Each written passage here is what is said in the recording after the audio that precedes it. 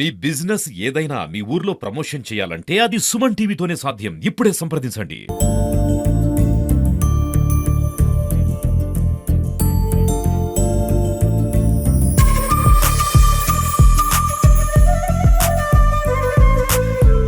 ఇప్పుడు మన under ground దిగాం కదా, ఆ దిగే మనుషుల్ని మెటీరియల్ ని ఇక్కడ నుంచి ఆపరేట్ చేసి వాళ్ళని లోపలికి అండర్ గ్రౌండ్ కేజ్ మొత్తం ఆపరేట్ అయ్యేది ఇక్కడ నుంచి. ఇది దీనికి సంబంధించిన సెటప్. ఇది పవర్ సప్లై, ఇవి కింద లిక్విడ్ స్టార్టరు, ఇది వైండింగ్ ఇంజిన్ ఆపరేటర్ రూమ్, ఇది okay power motor gear box, drums, winding engine drums అంటారు, సిలిండ్రికల్ డ్రమ్స్ అంటారు వీటిని.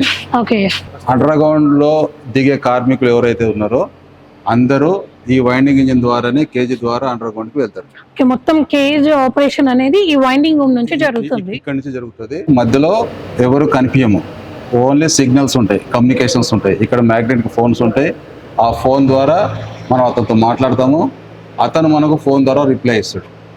రెండవది, ఇది నడవాలంటే, ఇది స్టార్ట్ కావాలంటే కొన్ని సిగ్నల్స్ ఉంటాయి.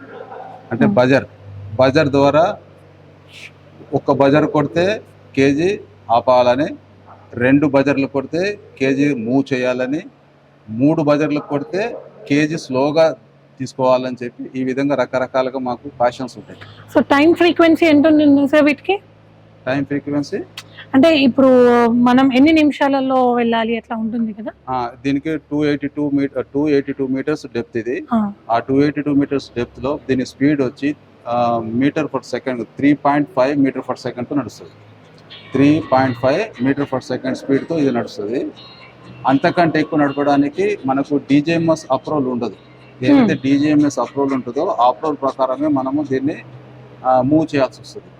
దీంట్లో 2 రకాల స్పీడ్స్ ఉంటాయి. ఒకటి స్లో బ్యాంకింగ్ జోన్ ఉంటుంది.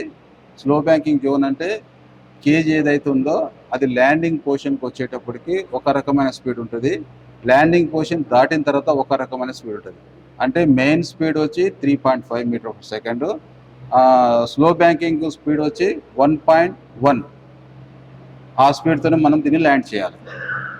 ఒకవేళ మనము ఆ విధంగా ల్యాండ్ చేయకుండా మన ఇష్ట ప్రకారంగా దాన్ని స్పీడ్గా నడపగలిగితే ఆటోమేటిక్ కాంట్రవర్స్ అనే సిస్టమ్ ఒకటి దీంట్లో ఉన్నది.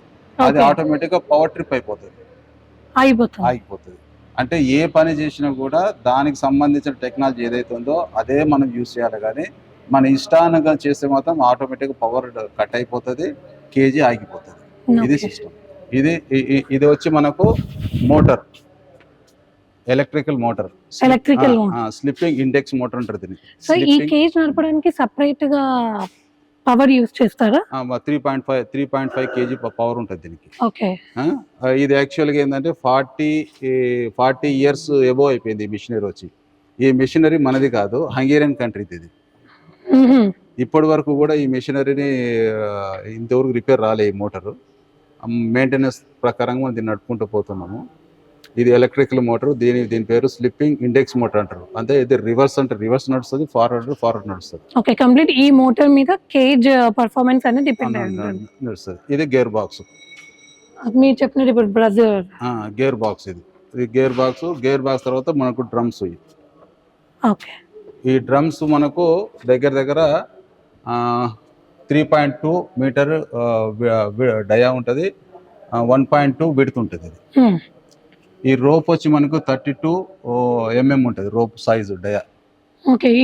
ఈ రోప్ ఏదైతే ఉంటుందో దాని డయా వచ్చి 32 mm ఉంటుంది. సో ఈ రోప్ తోనే అక్కడ కేజ్ కనెక్ట్ అయింది బయట. అవును, ఈ రోప్ తోనే కేజీకి కనెక్ట్ అయి ఉంటుంది. అది పొడుగ్గా మనకు కనిపిస్తుంది, ఎత్తుగా. దాని హెడ్ గేర్ అంటారు. ఓకే, అక్కడ ఎక్దమ్ కంప్లీట్ పైన ఉందా, ఇది కనిపిస్తుంది. దాని కంప్లీట్ హెడ్ గేర్ అంటారు దాన్ని. ఇది పెద్ద టెక్నాలజీ ఇది. అచ్చా, దీన్ని ఇంకొకటి ఏంటంటే ఇది మనకు ఆన్ టైప్ బ్రేక్ సిస్టమ్. ఇది ఆన్ టైప్ బ్రేక్ సిస్టమ్ అంటే పవర్ ఒకవేళ మనం నడుపుతున్న క్రమంలో పవర్ ఒకవేళ వెళ్ళిపోతే బ్రేకులు పట్టేస్తాయి. ఓకే, అంటే కేజీ కదలదు, స్టాప్ అయిపోద్ది. అందులో ఉన్న మ్యాన్ పవర్ ఏ పొజిషన్లో ఉంటారో ఆ పొజిషన్లో అక్కడ ఆగిపోతారు.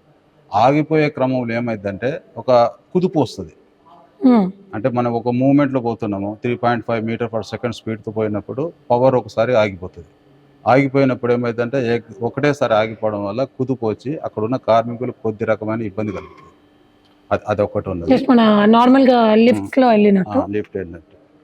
రెండవది అంటే ఆ డెప్త్ ఉంది చూడండి మేడం, ఆ డెప్త్ మొత్తం ఇండికేటర్ ఉంటుంది, డెప్త్ ఇండికేటర్ అంటారు దీన్ని, depth indicator. Okay, 282 meters depth అవుతుందో ఆ డెప్త్ ని దీంట్లో మెజర్ చేశారు. ఓకే, ఓకేనా? ఈ బ్లాక్ మార్క్ నుంచి ఆ బ్లాక్ రెడ్ మార్క్ వరకు ఉన్న డిస్టెన్స్ ఏదైతుందో అది 282 మీటర్స్లో దాన్ని మెజర్ చేశారు. ఓకేనా? ఈ నిడిల్స్ ఏదైతే కనిపిస్తున్నాయి మనకు, ఆ నిడిల్స్ కేజీ, మన కేజీ దిగాము చూడండి, ఆ కేజీ. అంటే ఇప్పుడు కేజీ ఇక్కడ స్టేబుల్ పొజిషన్ లో ఉంది. ఇప్పుడు ఒక కేజీ కింద బాటమ్ లో ఉన్నది, ఒక కేజీ సర్ఫేస్ లో ఉన్నది. ఓకే, మొత్తం 2 కేజీస్ ఉన్నాయి. 2 కేజీస్ ఉన్నాయి. ఇప్పుడు 1 కేజీ మనం దిగామా, దాని పక్క నుంచి ఇంకో కేజీ పైకి వస్తుంది. ఓకే, 2 కేజీస్ ఒకటే అట్ ఏ టైం మూవ్ అవుతుంది మనకు. ఈ కేజెస్ అన్నట్టు ఇది 1 కేజెస్, అది 1 కేజీ. ఇక్కడ నుంచి కంప్లీట్ గా ఆపరేటర్ వాచ్ చేస్తూ ఉంటారు. నేను ఆపరేటర్ కాబట్టి నాకు దీని గురించి అవగాహన ఉంది. ఓకే, నెక్స్ట్ ఏంటంటే ఈ డ్రమ్ ఏదైతే ఉందో ఆ డ్రమ్ రోప్ ఒకటి క్లాక్ వైజ్ ఉంటుంది, ఒకటి యాంటీ క్లాక్ వైజ్ ఉంటుంది. ఓకే, ఒకటి క్లాక్ వైజ్ ఉంటుంది, ఒక రోప్ యాంటీ క్లాక్ వైజ్ ఉంటుంది. అంటే 1 కేజీ కిందికి పోతుంటే ఇంకో కేజీ ఆటోమేటిక్ పైకి వస్తుంది.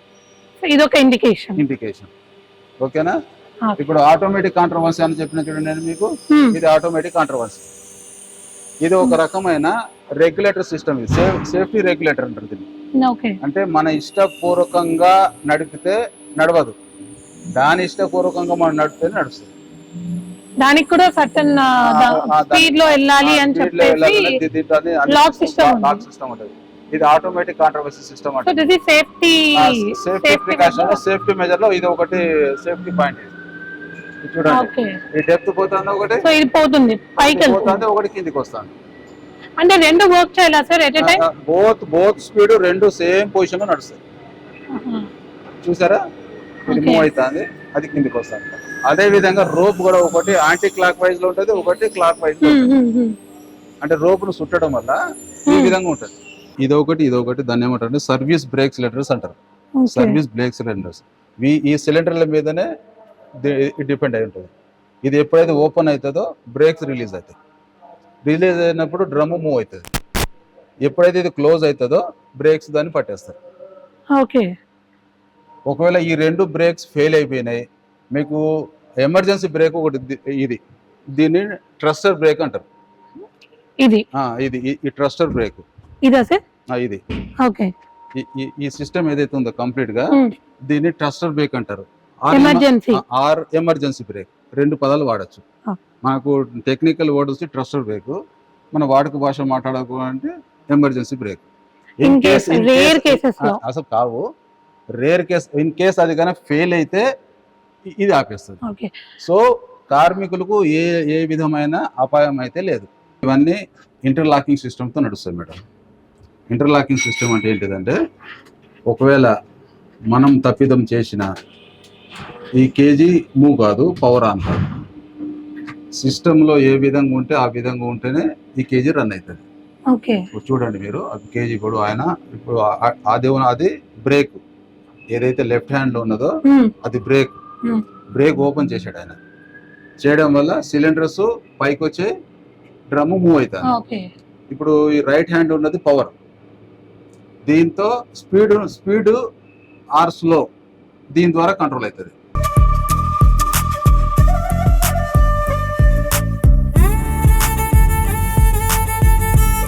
సో ఇప్పుడు మనం చూసిన పీవీకే 5 మైన్ అండర్ గ్రౌండ్ ఉంది కదా, సో అక్కడ కోల్ అనేది కంప్లీట్ గా ప్రొడ్యూస్ అయ్యి, సో దాని ఎండింగ్ అక్కడ ఎక్కడో 5 కిలోమీటర్స్ 6 కిలోమీటర్స్ దూరంలో ఉంటాయి. స్టార్టింగ్ 5 కిలోమీటర్స్ దూరంలో ఉంటాయి, సో ఎండింగ్ వచ్చేసి ఇక్కడ ఉంది. సో సుమారు ఒక 4 కిలోమీటర్స్ అండర్ గ్రౌండ్ లోనే కోల్ ట్రావెల్ చేసి, అంటే ఇక్కడ నుంచి 5 కిలోమీటర్స్ దూరంలో ప్రొడక్షన్ జరుగుతూ ఉంటే అక్కడ నుంచి ట్రావెల్ చేసి కోల్, సో ఇక్కడ నుంచి వచ్చి సో ఇలా డంప్ అయిపోయి అక్కడ డంపింగ్ లో పడిపోతుంది. సో అక్కడ కోల్ ఏంటి అనేది, ఎంత ఉంది అనేది మనం వెళ్ళి చూద్దాం. సో ఫైనల్లీ కోల్ జర్నీ వచ్చేసినాక డెస్టినేషన్ ప్లేస్ అన్నమాట ఇది. ఈ ఏరియాని మనం బెల్ట్ ఏరియా అని చెప్పేసి అంటారు. సో ఇక్కడ ఏంటి అని అంటే, ఇప్పుడు అండర్ గ్రౌండ్ మైనింగ్ లో కోల్ ప్రొడ్యూస్ చేసి ఆ కోల్ ని రాక్ నుంచి సగ్రిగేట్ చేసేసి సో కంప్లీట్ గా దాన్ని త్రూ టర్ప్స్ ట్రక్స్ ఏవైతే ఉన్నాయో ఆ టర్ప్స్ నుంచి సో 4 కిలోమీటర్స్ లో అండర్ గ్రౌండ్ జర్నీ చేశాక కోల్ అనేది దాని డెస్టినేషన్ ఇదన్నమాట. సో ఇక్కడ ఇది ఏదైతే ఉందో కంప్లీట్ గా సో ఇక్కడ ఇది బెల్ట్ అని అంటారు ఈ ఏరియాని. సో ఇక్కడ మనకి కోల్ అనేది డంప్ అవుతుంది. ఇక్కడ కొన్ని టర్న్స్ ఆఫ్ కోల్ ఉంది. సో కంప్లీట్ డంపింగ్ అన్నమాట. సో ఇక్కడ నుంచి తర్వాత మళ్ళీ ఇందులో కోల్ ఏ డిపార్ట్మెంట్ కి ఎంత పంపించాలి, ఎవరికి ఎంత అవసరం అనేది సో అక్కడ నుంచి సో అడ్మినిస్ట్రేషన్ ప్రాసెస్ మొత్తం ఉంటుంది. సో కోల్ డంపింగ్ వరకు మాత్రమే ఇది కంప్లీట్ గా మైనింగ్ కిందకు వస్తుంది. సో ఇది కూడా దగ్గరలో లేదు. ఆల్మోస్ట్ అండర్ గ్రౌండ్ నుంచి అక్కడ నుంచి 4 కిలోమీటర్స్ 4 కిలోమీటర్లు అండర్ గ్రౌండ్ లో త్రూ టర్ప్స్ ట్రావెల్ చేసి అండ్ ఫైనల్ గా ఇక్కడ డంప్ అవుతుంది. సో దీంతో అండర్ గ్రౌండ్ మైనింగ్ అయిపోయింది. సో సింగరేణి కోలింగ్ అయిపోయిందని అనుకోకండి. సో ఇది మాత్రమే ఇనిషియల్. ఇది మనకి అండర్ గ్రౌండ్ మైనింగ్ ఎలా జరుగుతుంది అని చూపిద్దాము. సో ఇటు నుంచి ఒక్కొక్క ఎపిసోడ్ వైజ్ రిమైనింగ్ మైనింగ్ ఏది ఉంది, సో సింగరేణిలో వర్క్ చేస్తున్న ఆల్ ఓవర్ ద డిపార్ట్మెంట్స్ ఏంటి, సో ప్రతిదీ మీకు మీ సుమన్ టీవీలో చూపిస్తాం.